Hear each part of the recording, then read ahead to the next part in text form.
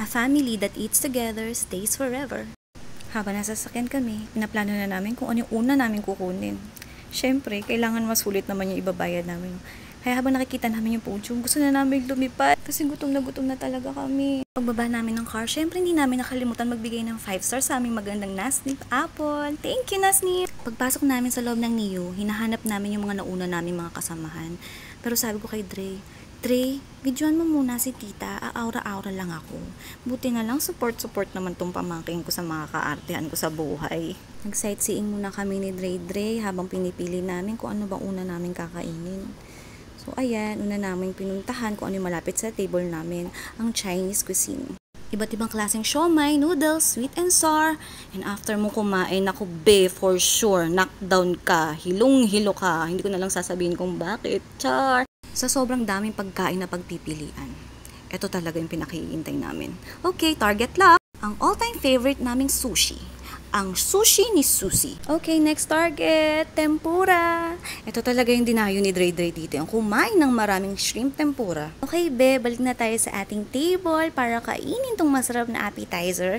And next, ang ating inaabangang main course. Sarap yan, Hala, lagot tayo sa mami mo. Naku, hilaw yan. Nauna na kaming kumain habang inaantay namin yung mga kasama naming best in tardiness. Kilala nyo ba yung first honor? Comment down. Game na ulit sa second round, ang ating main course, ang pinakaabangan naming lahat.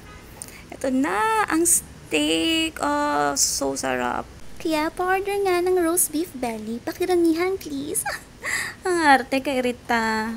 Diyos ko ka, Catherine. Napaka-arte mo talaga. Nakakaloka ka. Kalbuhin kaya kita.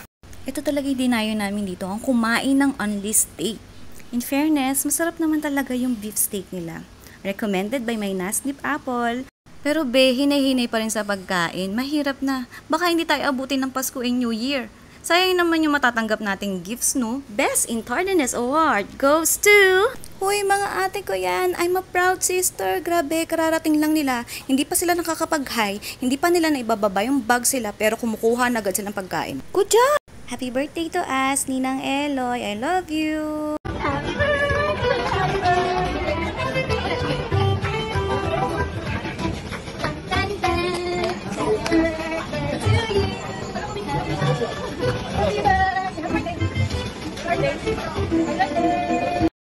Ikot-ikot muna tayo guys para bumaba yung kinain natin. And syempre, next, dessert. Ito yung favorite ko.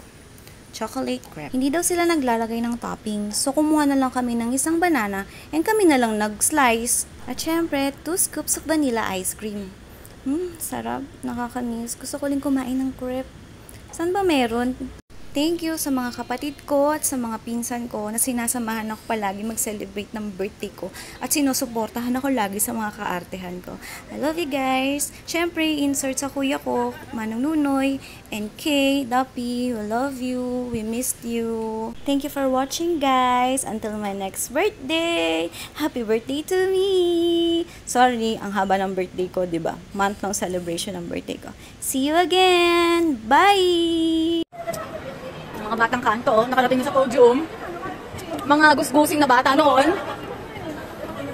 Ngayon, malalaki na sila. Kami pala.